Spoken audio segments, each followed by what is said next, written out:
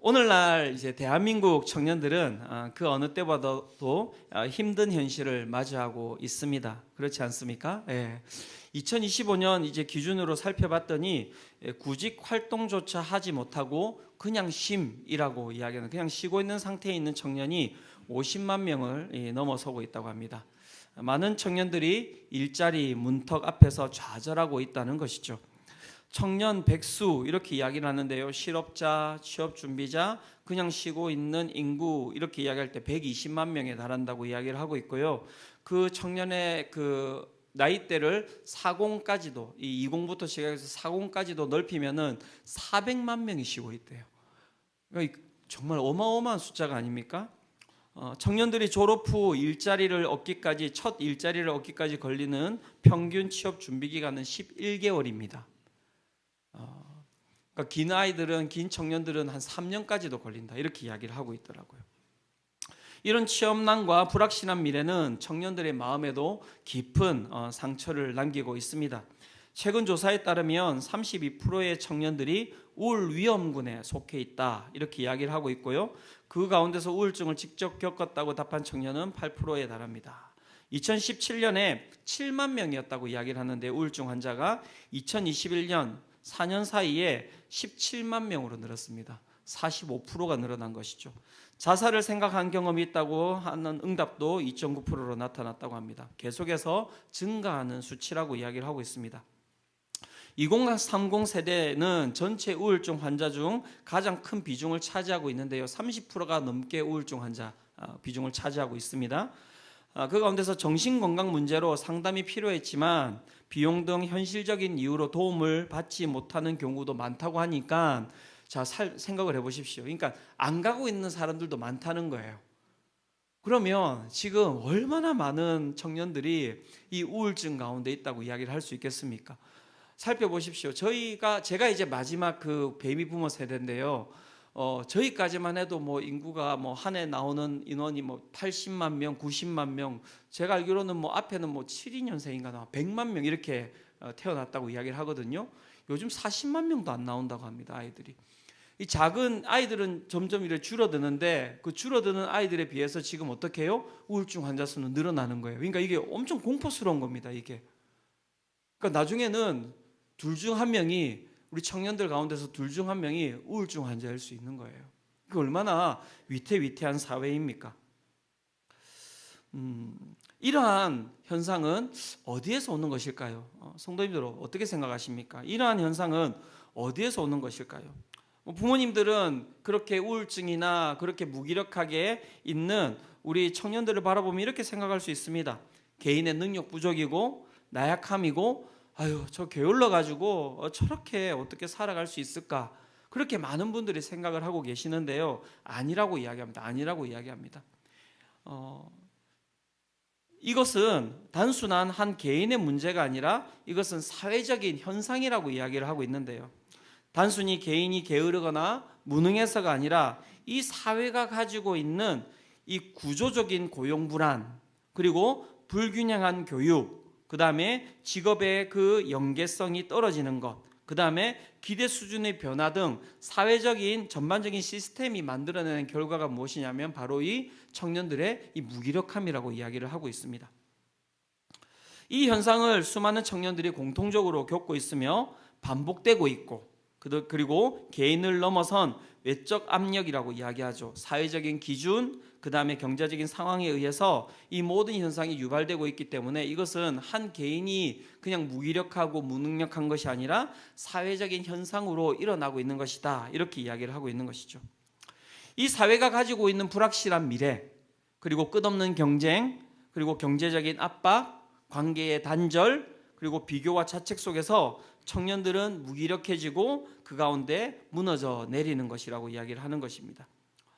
이러한 사회적 현상으로 말미암아 집 밖으로 나오지 않고 사람들과 소통하지 않는 고립은둔 청년들이라고 이야기하죠. 고립은둔 청년들. 그러니까는 아무런 것도 하지 않고 사람들과 관계를 맺지 않는 그 고립은둔 청년들이 몇 명이냐면 36만 명.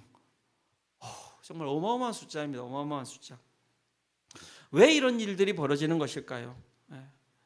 제가 이 부분을 이렇게 쭉 묵상하면서 그런 생각이 들었습니다. 왜 고립 운동 청년들이 생겨나는 것일까? 왜 청년들이 그렇게 몸 멀쩡해잖아요. 멀쩡해요. 얼마나 건강한지 모릅니다. 키도 얼마나 큽니까 요즘. 예. 몸은 멀쩡하고 건강한데 그 청년들이 집에 다 누워 있단 말이에요. 왜 이런 일이 벌어지는 것일까? 부모님들 속이 타죠. 문 열어보면 제가 왜 저럴까? 좀 나가서 좀 뭐라도 해라. 그렇게 이야기하는데 그러지 못하는 이유가 무엇인지 제가 딱 묵상하는데 딱 깨달았습니다. 그것은 무엇이냐면 사회적 현상이라는 딱 이것을 통해서 알았습니다. 사회가 청년들한테 폭력을 휘두른 거예요. 폭력을 휘두른 겁니다. 그냥 청년들을 사회가 두들겨 패버린 거예요. 너는 무능하고 너는 무기력하고 너는 이 가운데서 이겨내지 못하고 그렇게 그냥 때려버린 거예요. 그러니까 그것이 손으로 맞고 발로 차임을 당하지 않았을 뿐이지 마음은 다 갈기갈기 찢어져서 그 가운데 어떻게 해요? 그냥 뻗어버린 거예요. 뻗어버린 거예요. 그러니까 일어나라고 해도 일어나지 않는 거예요. 좀 살아나라고 해도 살아나지 않는 거예요. 아니 제가 얼굴은 멀쩡하고 몸도 멀쩡한데 왜 저렇게 자빠져 있지? 왜 자빠져 있겠습니까? 병에 걸린 거예요. 폭력 당해가지고 사회적 폭력을 당해서 거기에서 뻗어 있는 것이죠. 그러한 상태를 이렇게 설명을 하더라고요. 탈진으로 말미암아 그것이 뭔가 그냥 자기가 쉬고 하기 싫어서 이런 것이 아니라 탈진으로 말미암아 자기 효능감과 의미를 잃은 상태가 이 청년 세대의 무기력함이다. 이렇게 이야기를 하는 거예요. 그래서 제가 이렇게 설명하는데 봤더니 이 단어 자체가 되게 생소한 단어인 거예요. 여러분 생소하지 않습니까? 탈진으로 말미암아 자기 효능감과 의미를 잃은 상태. 자기 효능감이라는 이야기 들어보셨습니까? 그래서 제가 이 되게 뭐 처음 듣는 단어다. 이래서 이제 살펴봤는데요. 여러분 이 단어를 잘 기억하셔야 됩니다. 이게 되게 중요한 단어더라고요. 되게 중요한 단어예요. 이 자기 효능감이라고 하는 이 단어의 뜻이 무엇이냐면 내가 어떤 목표를 이루기 위하여서 어떤 목표를 이루기 위해 필요한 행동을 수행할 수 있다. 이 행동을 수행할 수 있다고 스스로 믿는 이 정도를 갖다가 자기 효능감이라고 이야기를 하는데 이 부분은 너무 어렵더라고요. 그래서 제가 두 번째 정의를 이렇게 내려놨습니다. 어떤 일을 해낼 수 있다는 자신의 능력에 대한 믿음. 어떤 일을 해낼 수 있다는 자신의 능력에 대한 믿음. 이게 무엇이냐면 바로 자기 효능감인데요. 심리학자 엘버트 반두라는 자기 효능감이 높은 사람은 어려운 일에도 도전하고 낮은 사람은 작은 일에도 쉽게 포기한다고 이야기를 하고 있습니다. 예를 든다면 이런 것입니다. 시험 준비를 하는데 이 자기 효능감이 높은 사람은 이렇게 생각한다는 거예요. 그래, 열심히 하면은 내가 이 시험 잘 치를 수 있지. 이게 이제 자기 효능감이 높은 사람들이 하는 이야기고요. 자기 효능감이 낮은 사람은 이렇게 생각한다고 합니다. 어차피 안 될 거야. 어차피 안 될 거야. 이렇게 생각을 한다고 하고요. 면접을 갖다가 봤는데 면접에 탈락했을 때도 이 자기 효능감이 높은 사람은 이렇게 한다고 합니다. 이번에는 아쉽지만 그래 뭐 떨어져서 아쉽지만 다음에 내가 또 다른 면접을 보면 잘할 수 있지. 이렇게 이제 생각을 한다는 거예요. 하지만 이 자기 효능감이 낮은 사람은 나는 역시 안 돼. 나는 역시 안 되는 사람이야. 안 될 줄 알았어. 이렇게 생각한다는 것이죠. 복잡한 과제가 주어졌을 때도 자기 효능감이 높은 사람은 이렇게 반응합니다.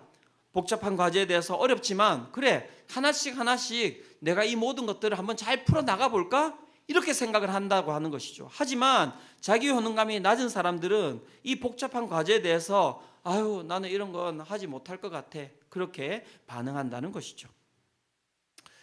여러분 어떻습니까? 여러분은 자기 효능감이 높은 사람입니까? 자기 효능감이 낮은 사람입니까? 어떻습니까, 여러분? 저는 자기 효능감이 높은 사람 같습니까? 자기 효능감이 낮은 사람 같습니까? 감사합니다. 네, 맞아요. 그러니까 매주 설교 단에 올라오는 거예요. 매주 올라올 수 있는 이유는 무엇이냐면 자기 효능감이 높기 때문에 그래요. 오늘 뭐 거의 과반수가 주무셨네. 그렇게 하고 내려가면요, 그 다음 주에 자기 효능감이 낮으면 못 올라옵니다. 두려워가지고. 그런데 또 올라오잖아요. 오늘은 몇 명을 한번 주무시게 해볼까? 뭐 그런 거 상관이 없는 거죠. 오늘도 하나님이 주시는 은혜로 오늘 우리 성도님들에게 은혜를 끼쳐야지. 뭐 이런 마음으로 이제 올라오는 것 아니겠습니까? 자기 효능감이 그래서 너무너무 중요한 것이죠. 자기 효능감이 높을수록 도전의식, 인내심, 문제 해결 능력이 강해지고요. 낮을수록 무기력, 회피, 우울감에 빠지기가 쉽다는 것입니다. 특히 오늘날 청년들이 겪는 이 무기력은 단순한 능력 부족이 아니라는 거예요. 그래서 내가 해도 안 될 거야 라고 이야기하는 자기 효능감의 상실에서 오는 경우가 대부분이라고 이야기를 하고 있는 것입니다. 자, 그렇다면 우리가 한번 물어봐야 되지 않겠습니까? 이 자기 효능감, 그럼 이것을 어떻게 하면 이렇게 높일 수 있을까요, 여러분? 어떻게 하면 높일 수 있겠습니까? 우리나라는 대부분 이제 이런 일이 일어나면 다 어떻게 합니까? 학원 보내면 되죠. 학원 보내면. 그래서 강남에 자기 효능감을 높이는 좋은 학원이 있다더라. 그래서 이제 보내고 이렇게 하지 않습니까? 실패합니다. 그렇게 하시면 안 돼요. 그렇게 하시면 안 됩니다. 보니까는 자기 효능감을 높일 수 있기 위해서 살펴봤더니 이 자기 효능감에는 이제 구성 요소가 있습니다. 구성 요소. 4가지의 구성 요소가 있는데요. 한번 잘 들어보십시오. 이 자기 효능감은 첫 번째, 직접적인 성공 경험을 통해서 쌓여간다고 합니다. 직접적인 성공 경험이 무엇입니까? 내가 무언가를 해본 적이 있고 해냈던 경험이 있으면 그 가운데 무엇이 생깁니까? 자신감이 생긴다라는 거예요. 그래서 내가 무엇이든지 잘할 수 있겠구나라고 하는 자기 효능감이 생긴다라는 것이죠. 그러니까 작은 성공에서 이 자기 효능감이 생긴다라고 이야기를 하고 있고요. 두 번째는 대리 경험이라고 이야기합니다. 대리 경험. 나와 비슷한 사람이 해내는 모습을 보면 나도 할 수 있을 것 같은 믿음이 생긴다고 합니다. 이게 여기서 중요한 단어는 무엇이냐면 나와 비슷한 사람이에요. 비슷한 사람.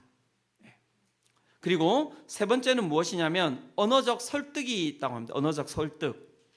이것은 무엇이냐면 넌 할 수 있어. 넌 할 수 있어. 와 같은 격려나 긍정적인 피드백이 우리 자기 효능감에 큰 영향을 끼친다. 이렇게 이야기를 하고 있는 것이죠. 우리 옆에 있는 분들에게 한번 이야기해 주시겠습니까? 넌 할 수 있어. 한번 이야기해 주시겠습니까? 네. 그죠? 그다음에 네 번째는 무엇이냐면 정서 상태라고 합니다. 정서 상태. 불안하거나 우울하면 자기 효능감이 낮아지고 그 가운데 안정한 정서 상태에서는 자기 효능감이 높아진다고 이야기를 하고 있는 것이죠. 자, 한번 보십시오. 직접적인 성공에 대한 경험, 그 다음에 대리 경험, 그 다음에 언어적인 설득, 그 다음에 정서 상태. 자기 효능감이라고 하는 이것은 도대체 어디에서 형성되는 것일까요, 여러분? 어디에서 형성되는 것 같습니까? 보시기에는 어디에서 형성되는 것 같습니까? 집에서 형성되는 거예요. 가정에서 형성되는 것입니다. 성공할 수 있도록 부모님이 내 옆에 있는 아이를 갖다가 도와주고, 그죠? 잘할 수 있다라고 그 가운데서 이야기를 해주고, 아이가 너무너무 이렇게 비교가 되는 사람하고 너무 이것이 차이가 나는 사람하고 비교되지 않도록 어떻게 해요? 자신하고 비슷한 이렇게 사람들이랑 묶어서 그 가운데 어떻게 해요? 계속해서 도전할 수 있도록, 그리고 그 가운데 자극을 받을 수 있도록 그 상황을 만들어주고, 그 가운데 정서가 불안하지 않도록 안정되도록 그 가운데 만들어가는 것, 결국 그것이 어디에서 일어나는 일들입니까? 어디에서 일어납니까? 가정에서 일어나는 거예요. 가정에서 일어나는 것입니다.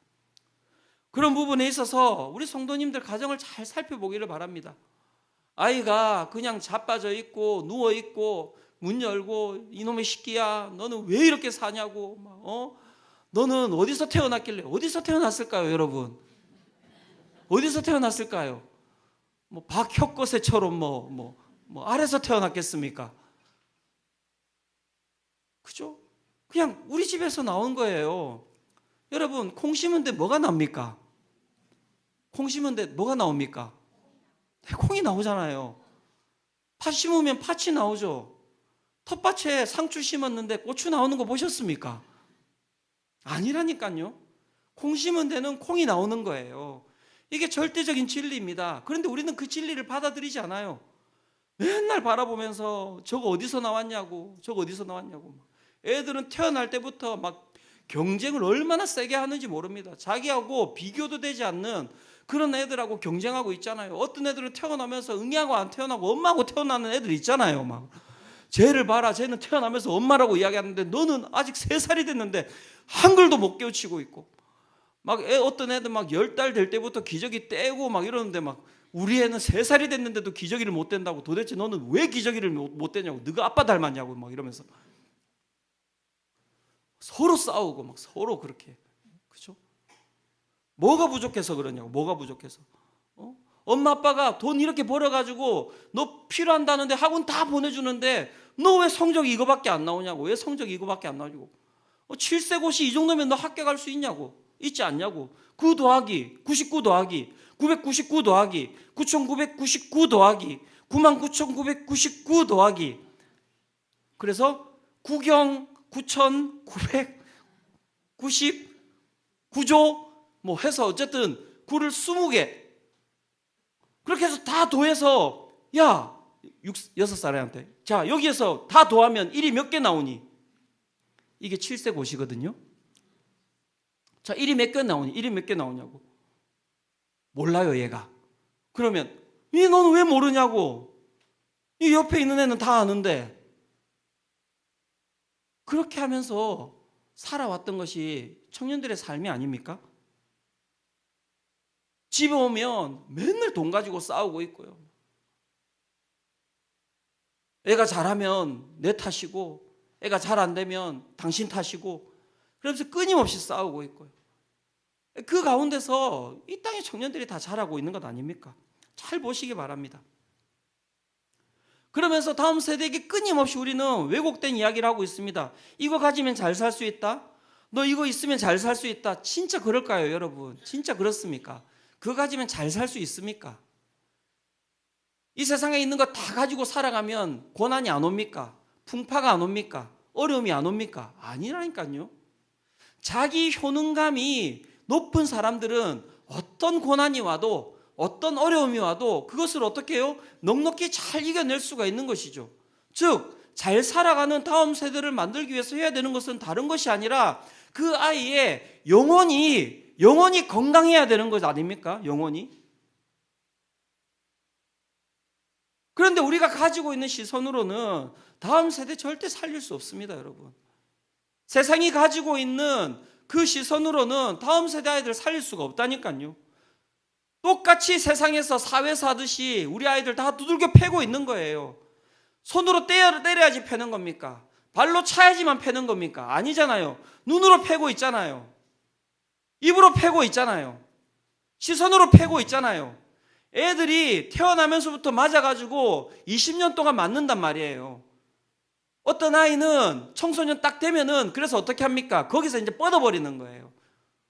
어느 날 초등학교 6학년까지 그렇게 얘기하면, 초등학교 6학년까지 애가 잘 살았는데요, 목사님. 정말 그럴까요? 중학교 들어오자마자 얘가 학교를 안 가려고 하는데요. 고등학교 들어오자마자 얘가 학교를 안 가려고 하는데요.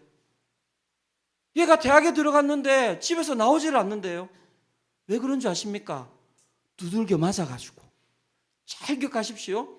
두들겨 맞은 거예요. 아시겠죠? 두들겨 맞은 거예요.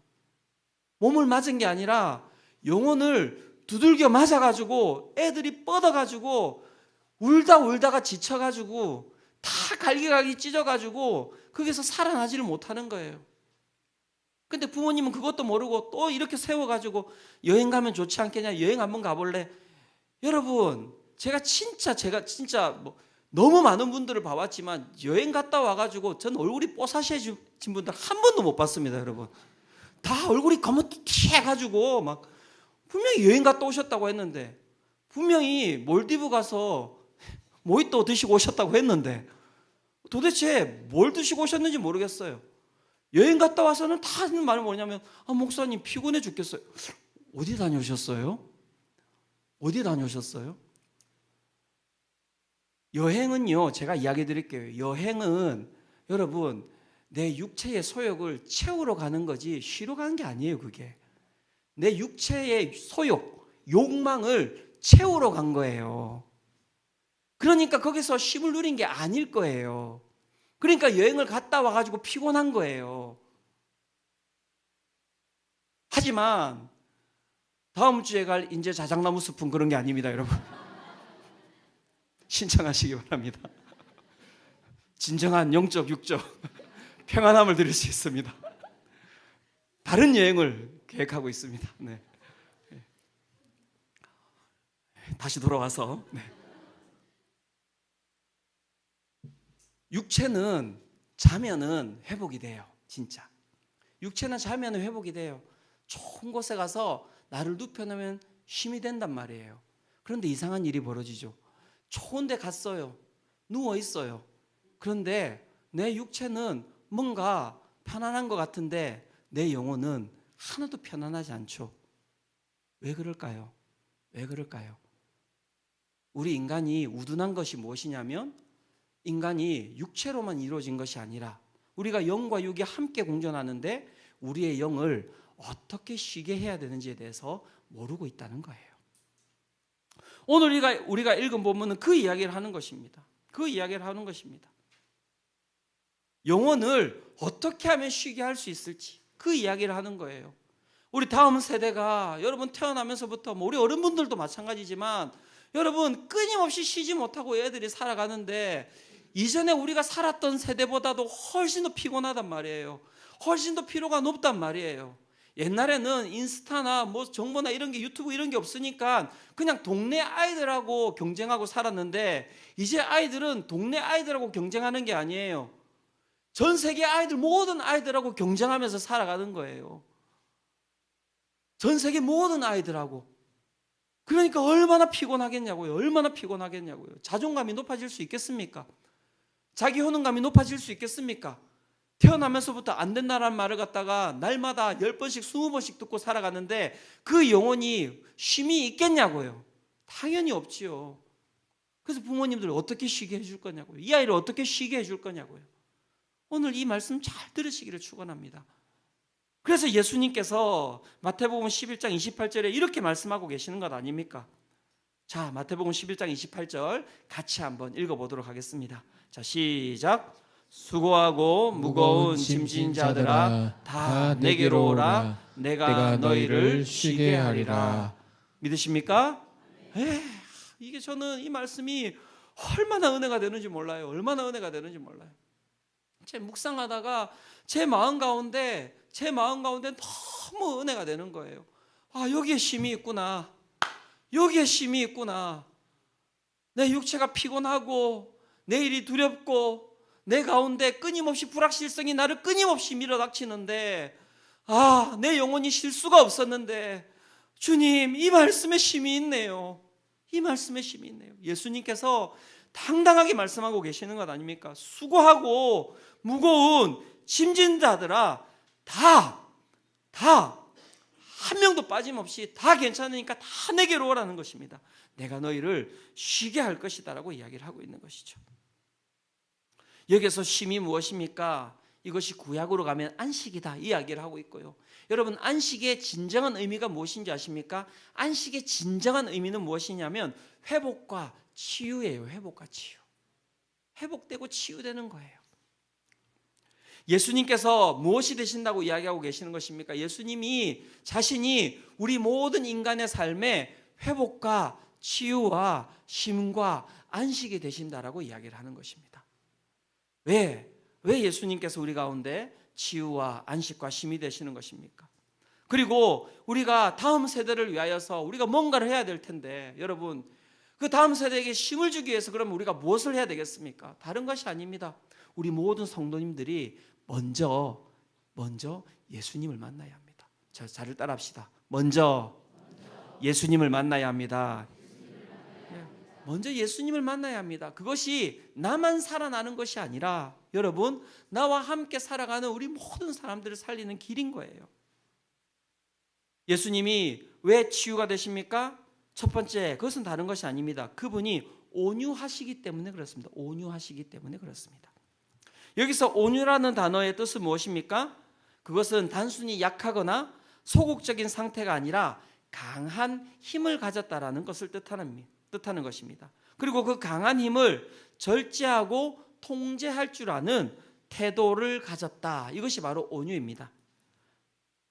예수님이 자신을 온유하다고 표현한 것은 외부의 도전과 고통 속에서도 내면의 평정과 자기 통제를 잃지 않는 강한 인격을 드러내고 계시는 것입니다. 자, 이 이야기 잘 들으십시오. 예수님이 자신이 온유하다고 하시는 것은 무슨 뜻이냐면 외부의 도전과 고통 속에서도 내면의 평정과 자기 통제를 잃지 않는 강한 힘, 강한 인격을 가지고 계신다라는 것을 뜻하는 것이거든요. 그래서 예수님께 피하면 우리가 안식을 누릴 수 있어요. 예수님이 어떤 분이십니까? 외부에 강한 힘, 도전 무엇입니까? 죽음의 권세, 우리 가운데 다가오는 고통, 우리 가운데 다가오는 어려움들, 이 모든 것들을 어떻게 해요? 예수님이 다 받아내시고도 그 가운데 어떻게 해요? 마음 가운데 그것에 어떤 것에도 흔들리지 아니하는 평정이 있다는 거예요. 그것은 무엇입니까? 힘이 있으시다는 거예요. 힘이 있으시다는 거예요. 우리 가운데 힘이라고 하는 것은 여러분 두 가지로 표현이 되는데요. 첫 번째는 힘은 악하게 표현이 됩니다. 그것이 무엇이냐면 폭력이에요. 폭력. 힘은 폭력적으로 행사됩니다. 그죠? 그리고 두 번째 힘은 선하게 발휘되는데요. 그 선하게 발휘되는 힘은 무엇이냐면 그 가운데서 보호하는 힘이 있는 거예요. 보호하는 힘이 있는 거예요. 나를 보호하고 나와 함께하는 사람들을 보호하는 것, 그것은 무엇이냐면 바로 힘이라고 이야기를 할 수가 있는데요. 예수님께서 어떤 힘을 가지고 계시다고요? 선한 힘을 가지고 계시다고요. 그 힘이 어마어마한 힘이에요. 죽음의 권세까지도 이겨낼 수 있는 힘이에요. 그래서 그 힘이 강하기 때문에 그분의 품 안으로 우리가 들어가면, 그 온유하신 주님께로 들어가면 그 가운데서 주님이 그 힘으로 우리를 보호하시고 우리를 지키시고 그 가운데 우리를 안식으로 이끌어 가신다. 그 이야기를 하고 있는 거예요. 예수님께서 십자가에 달리실 때 이렇게 말씀하셨습니다. 누가복음 23장 24절인데요. 이렇게 이야기하셨습니다. 이에 예수께서 이르시되 아버지 저들을 사하여 주옵소서. 자기들이 하는 것을 알지 못함이니이다 하시더라. 그들이 그의 옷을 나눠 제비 뽑을세. 예수님께서 악한 힘을 가지고 계셨다면 여러분 이 세상에 어떤 일이 벌어지셨을지를 한번 보셔야 됩니다. 십자가로 가시는데 병정들이 와가지고 막 예수님을 갖다가 모멸하고 그 가운데 예수님을 비방하고 침을 뱉고 그렇게 하지 않습니까? 그런데 예수님께서 힘을 갖다가 통제할 수가 없어요. 십자가에 달렸는데 와가지고 막 밑에서 막 욕을 해요. 내가 힘이 세. 어떻게 하셨겠습니까? 그렇죠. 바로 반죽이죠. 내려와가지고 다 이리 와라 이렇게 해가지고 다 그냥 막 때리고 부수고 죽이고 그 다음에 다시 십자가에 다시 올라가서 다시 달리고 그렇게 하셨겠죠. 온유하시다는 것은 무엇이냐면 그 가운데 자신이 힘을 써야 될 때와 힘을 쓰지 않을 때를 정확하게 알고 계신다는 것입니다. 그 가운데 들어가면 안정을 가집니다. 집에도 마찬가지입니다. 우리 어머니들이 여자분들이 힘이 세다고 하지만요, 여러분 천만의 말씀입니다. 남자들이 그냥 죽어 있는 거예요. 온유하신 거예요. 아버지가 여러분 남자가 힘이 있잖아요. 아버지가 그 힘을 폭력적으로 쓰면 그 가정이 다 부서져요. 그래서 남자는 온유해야 됩니다. 그리고 온유한 가정에는요 항상 평안이 깃들어요. 애들이 활짝 웃고 다녀요. 반짝반짝 웃고 다녀요. 왠 줄 아십니까? 안전하거든요. 내 영혼이. 아버지가 가지고 있는 그 힘이 울타리를 탁 치고 있거든요. 애들이 올라와가지고 아버지 코 위에서 막 놀아도 가만히 있는 거예요. 그냥 잡아가지고 막 던지고 막 이렇게 그러지 않잖아요. 막 내 거 먹으면은 막 그냥 건들면은 가만히 안 있고 새우깡 이러면서 예수님께서 그 큰 힘을 가지고 우리를 탁 보호하고 계시는 거예요. 누구도 들어오지 못하도록. 그래서 예수님을 만나면 여러분 우리의 마음이 평안함을 누립니다. 여러분 오늘 이 예배 가운데서 그 크신 힘을 가지신 예수님 만나시기를 축원합니다. 예. 그리고 예수님이 어떤 분이라고 이야기하십니까? 겸손하시다. 겸손하시다. 그 겸손의 뜻은 무엇입니까? 낮은 위치에 있는 상태를 의미하는 것입니다. 예수님의 겸손은 자기 비하가 아니었습니다. 자기 위치를 정확히 인식하시는 것인데, 그것은 무엇이냐면 하나님 아래에 있다, 하나님 아버지 아래에 있다, 이렇게 이야기하시는 거예요.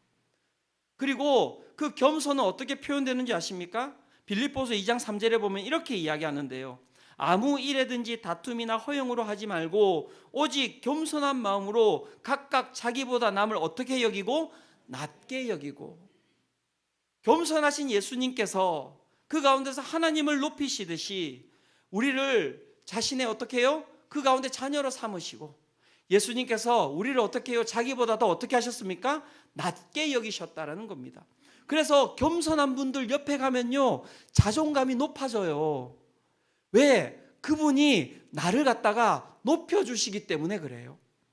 예수님께서 우리를 어떻게 높여주시는지 아십니까? 하나님을 섬기듯이 우리를 어떻게 해요? 높여주시는 거예요. 너가 괜찮다, 잘하고 있다, 너의 삶을 지지한다, 너 어려워하지 마라. 세상이 너에게 뭐라고 이야기하든지, 세상이 너에게 손가락질하든지, 세상이 너를 갖다가 배제하든지, 세상이 너를 고통스럽게 하든지 걱정하지 말라는 거예요.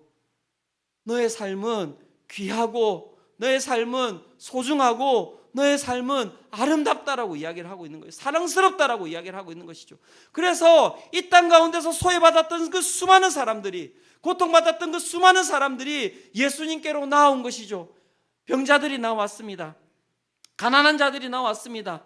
눈먼 자들이 나왔습니다. 포로된 자들이 나왔습니다. 예수 그리스도를 만남으로 말미암아 그 가운데서 그 모든 무너져 버렸던 자기 효능감이 겸손하신 예수님을 통하여서 어떻게 해요? 다 살아난 것 아닙니까? 그게 살아나는 거예요. 그래서 여러분, 우리의 영혼은 주님을 만날 때에만이, 예수 그리스도를 만날 때에만이 여러분 회복되고 치유받고 살아나고 그 가운데 쉼과 안식을 누리는 줄 믿으시기를 축원합니다. 뒤에 하나가 더 있는데 시간이 많이 가서 오늘따라 한 분도 안 주무시고 그렇게 저를 쳐다봐 주셔서 막 자기 효능감이 너무 많이 살아나요. 막 제가 주님 감사합니다. 오늘 막 성령식 받는 애들도 와 있는데 가오가 있지 막 이러면서 제가 청년 한 명의 이야기를 좀 드리고 마무리하려고 하는데요. 진짜 다음 세대가 예수님 만나야 돼요.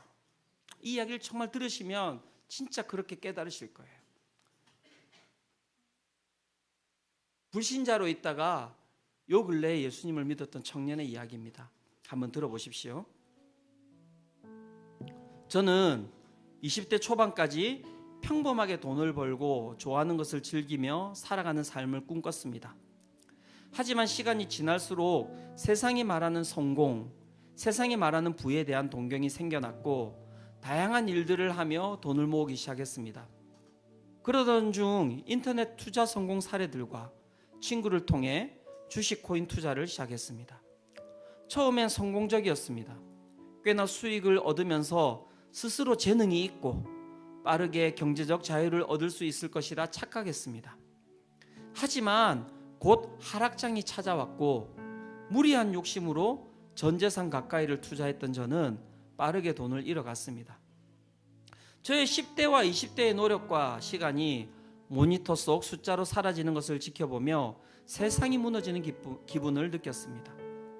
그렇지만 저는 포기하지 않고 억울함과 복수심 같은 감정에 많은 책들과 자료들을 찾아 공부하고 배웠습니다.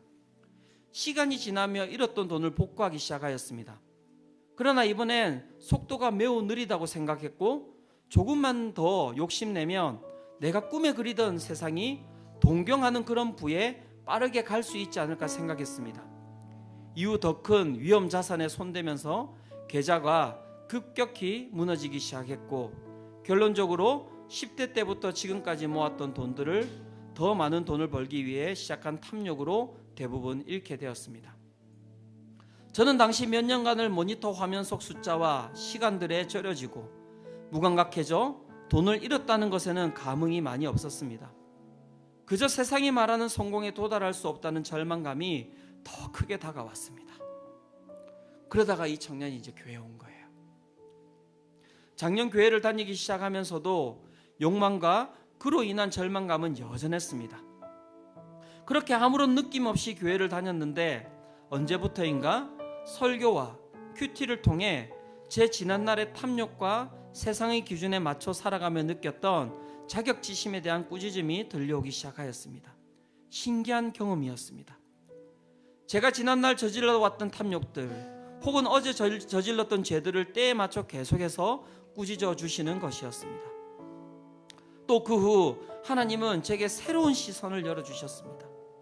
교회에서 혹은 교회를 다니지 않더라도 주변에서 진정으로 성공한 사람들을 보게 하셨습니다.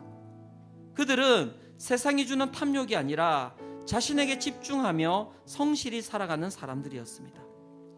그들은 자신의 소명을 깨닫고 묵묵히 노력하며 그 결과 삶에서 진정한 행복과 성취를 누리고 있었습니다. 돈은 알아서 따라오기도 하고 하는 것에 불과했습니다. 물론 그들도 나름의 고충들이 있을 것이지만 자신에게 집중하려 노력하고 나아간다는 것이 분명히 달랐습니다. 그 모습들을 보며 저도 조금씩 세상이 만든 잘못된 기준과 가스라이팅에서 벗어나기 시작하였고 하나님이 주신 자리에서 최선을 다하고 성실히 살아가고 싶은 갈망이 생겨났습니다. 욕심 또한 계속 살아나지만 돈의 노예와 세상의 기준의 자격지심에서 이전보다 자유로워졌다고 느꼈습니다. 이 경험처럼 말씀 속에서 세상을 하루하루 이겨내고 살아가고 있습니다.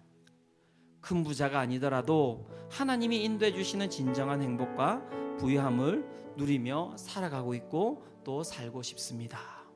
이렇게 이제 고백을 한 거예요. 여러분, 세상이 주는 그 악한 힘이죠. 뭔가 될 것처럼 보이고 뭔가 투자하면 막 부할 것처럼 보이지만 그 여러분 다 속이는 것 아닙니까?